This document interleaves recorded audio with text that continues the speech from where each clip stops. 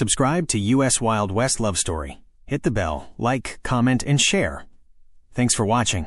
The winter wind cut through the thin walls of the one-room schoolhouse like a knife through butter. Clara Vance pulled her worn shawl tighter around her shoulders as she watched the last of her students disappear down the snowy path toward their warm homes and waiting families.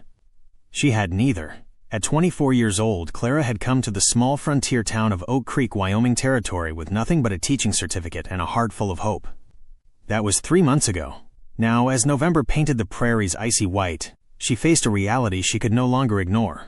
The boarding house where she had been staying had burned to the ground 2 weeks prior. The kindly widow who ran it had moved in with her daughter 3 towns over. Clara had been sleeping in the schoolhouse ever since, hiding her situation from everyone, including the town council, who would surely dismiss her if they knew she had become homeless. She could not afford the hotel. Her teacher's salary barely covered food and the few supplies she needed. Winter was coming, and she had nowhere to go. Clara walked to the window and pressed her forehead against the cold glass. Outside, the street was emptying as folks hurried home before darkness fell. She watched a young mother holding hands with her 2 children, and something ached deep in her chest.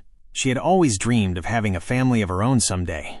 A husband who would look at her with love in his eyes, children who would run to greet her with outstretched arms, a home filled with warmth and laughter. But dreams were for those who could afford them. The sound of heavy boots on the wooden steps made her spin around.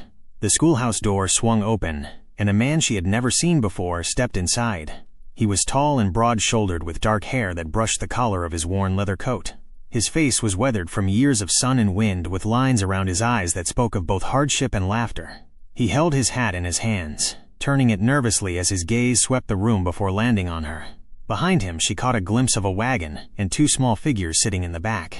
The man cleared his throat. His voice was deep and rough, like gravel rolling down a mountainside. "I am looking for the teacher. They told me at the general store I might find her here." Clara straightened her spine and lifted her chin, trying to project a confidence she did not feel. "I am Miss Vance, the teacher. How may I help you, sir?" The man took a step closer, then seemed to think better of it and stopped. He looked down at his hat, then back at her face. "My name is Caleb Morgan. I live up on Blackwood Ridge about 8 miles from town. I have 2 boys. James is 7, and Peter is 5. He paused, and Clara saw something shift in his expression, pain raw and deep and carefully controlled. "Their mother passed away last winter. Fever took her fast. I've been trying to raise them on my own, but they need schooling. They need to learn to read and write and do their figures." Clara felt her heart soften. She knew that pain.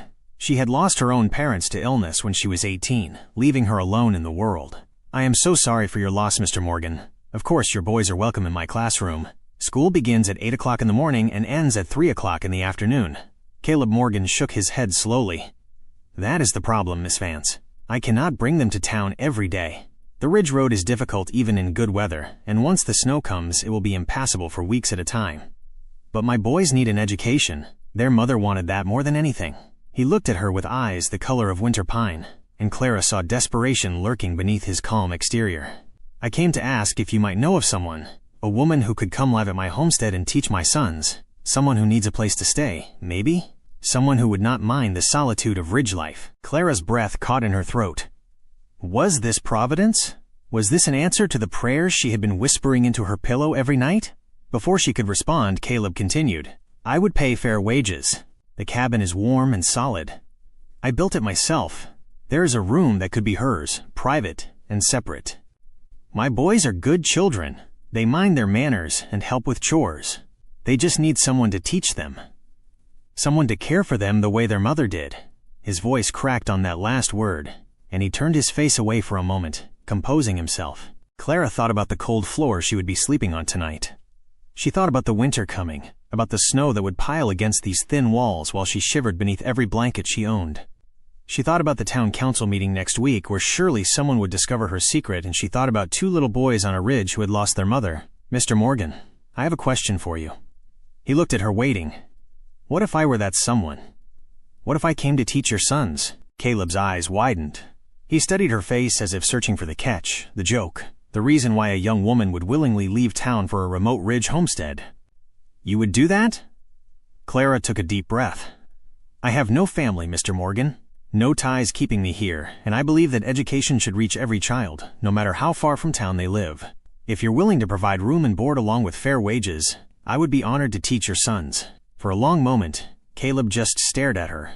Then slowly, a smile transformed his weathered face.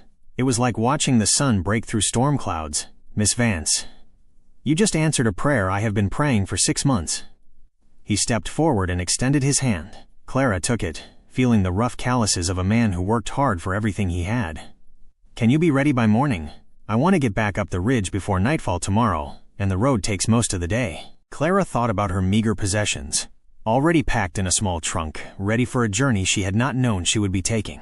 "I can be ready within the hour, Mr. Morgan." His smile grew even wider. "Then come meet my boys." Clara followed him outside to the wagon, where 2 small faces peered at her with curious eyes. James the elder had his father's dark hair and serious expression. Peter the younger was fair-haired with round cheeks and a gapped smile. "Boys, this is Miss Vance. She is going to come live with us and be your teacher." James looked at her with guarded hope. "Can you teach me to read? Mama was teaching me before she went to heaven, but I forgot some of the letters." Clara felt tears prick at her eyes. She knelt down to be at his level. "I can teach you to read, James, and I can teach Peter too when he is ready. We will learn together. All right?" James nodded solemnly. Peter just grinned at her and waved.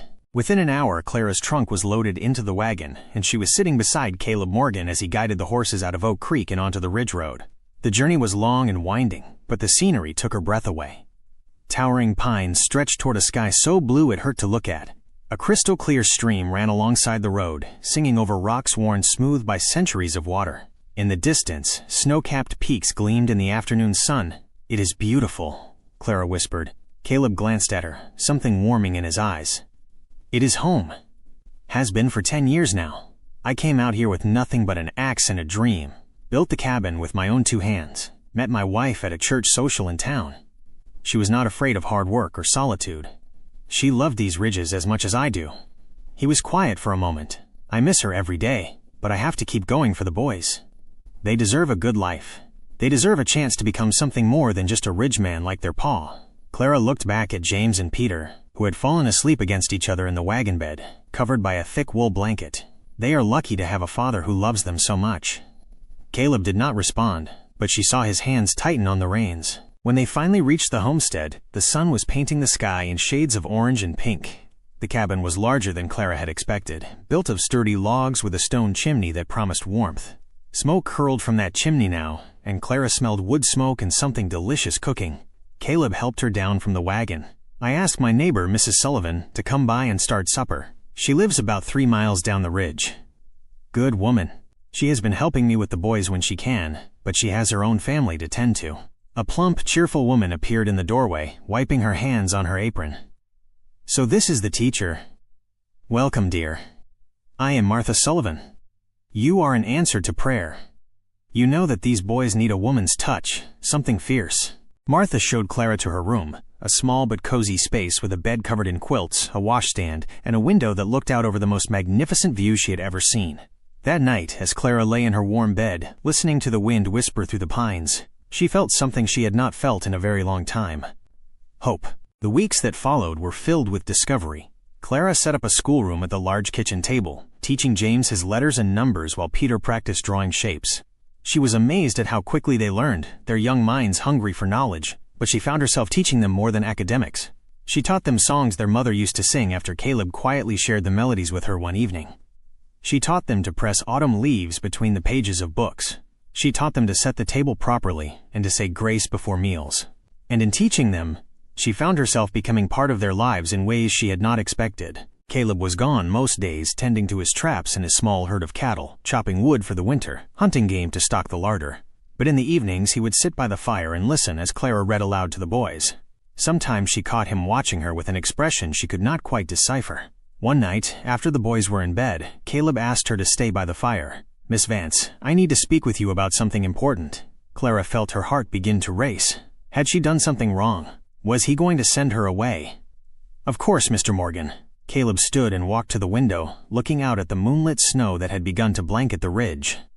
"You have been here for 2 months now. In that time you have become more than a teacher to my boys. You have become a mother to them in every way that matters." Clara's breath caught. "They love you," he continued, his voice rough with emotion. They run to you when they are hurt. They ask for you when they wake from bad dreams. They talk about you constantly, even when you are right there in the room with them."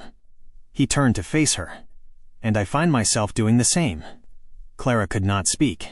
Her heart was pounding so hard, she was certain he could hear it. Caleb crossed the room and knelt before her chair, taking her hands in his. "I know this is unconventional.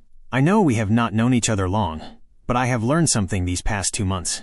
I have learned that time does not matter as much as the heart does. And my heart tells me that you belong here, not as a hired teacher, but as a wife, as a mother, as family." Tears were streaming down Clara's face now. Caleb reached up and gently wiped them away. "I am not a wealthy man, Clara. I cannot offer you fancy dresses or city life or any of the things a woman like you deserves. All I can offer is this cabin, these ridges, 2 boys who adore you, and a man who has fallen in love with you without even meaning to." He paused, his own eyes glistening. "I need a mother for my sons, and you need shelter, but more than that, I need you. I love you, Clara Vance. Will you marry me?" Clara looked into his eyes, those pine-colored eyes that held such hope and such fear, and she saw her future reflected there. She saw herself waking up in this cabin every morning for the rest of her life. She saw herself watching James and Peter grow into fine young men. She saw herself growing old beside this good, honest, loving man. And she saw herself being happy, truly happy for the first time in years. "Yes," she whispered. "Yes, Caleb Morgan. I will marry you." Caleb let out a breath he seemed to have been holding forever. Then he gathered her into his arms and held her close. And Clara felt as if she had finally come home. They were married the following Sunday by the traveling preacher who happened to be passing through Oak Creek. Martha Sullivan stood as witness, dabbing her eyes with a handkerchief throughout the simple ceremony. James and Peter stood beside their father, beaming with joy that their Miss Vance was becoming their new mama. When the preacher pronounced them husband and wife, Caleb kissed Clara with a tenderness that made her soul sing. That night, back at the cabin, with the boys tucked into bed and the fire crackling low, Caleb took Clara's hand and led her to the window. "Look," he said. Outside, the northern lights were dancing across the sky, ribbons of green and purple swirling among the stars. "My wife used to say that the lights were heaven's way of sending love letters to earth," Caleb said softly. "I like to think she sent this one for us. Her blessing." Clara leaned into her husband's arms. "I will spend my whole life making sure you never regret this," she promised. Caleb kissed the top of her head. "I could never regret loving you, Clara. You saved us. You saved all 3 of us." In the years that followed, Clara would often think back to that cold November day when a desperate ridgeman had walked into her schoolhouse with a proposition. She had needed shelter, it was true, and he had needed a mother for his sons. But what they had found was so much more. They had found love. James and Peter grew strong and smart, eventually attending the university in the territory capital, thanks to the foundation their mother had given them. James became a doctor. Peter became a teacher himself, carrying on Clara's legacy. Caleb and Clara added 3 more children to their family over the years. 2 girls and another boy who filled the cabin with laughter and noise and boundless joy. And every night, no matter how tired they were, Caleb and Clara would sit together by the fire after the children were in bed, holding hands and watching the flames dance. "I asked you to marry me because I needed help," Caleb said one evening when their hair had gone gray and their grandchildren were beginning to visit for summers on the ridge. "But the truth is, I fell in love with you the moment you knelt down and promised to teach my son to read." Clara squeezed his weathered hand. "And I fell in love with you the moment I saw how much you love those boys." A man's heart shows in how he cares for his children. They sat in comfortable silence, listening to the wind in the pines, the same wind that had been singing its song for all the decades of their marriage. "God works in mysterious ways," Clara said finally. "He used a fire and a ridge and 2 little boys to bring us together." Caleb smiled and lifted her hand to his lips. "Best trade I ever made. Shelter for love." Clara laughed, that same warm laugh that had been filling his heart for 40 years. "I got the better deal," she said. "I got everything." And there, on that ridge, in the cabin he had built with his own 2 hands, surrounded by the life they had created together, Caleb Morgan knew she was right. They had gotten everything, and it had all started with a simple question, asked by a desperate man to a struggling woman in a cold schoolhouse on a November afternoon. Some would call it chance. But Caleb and Clara knew better.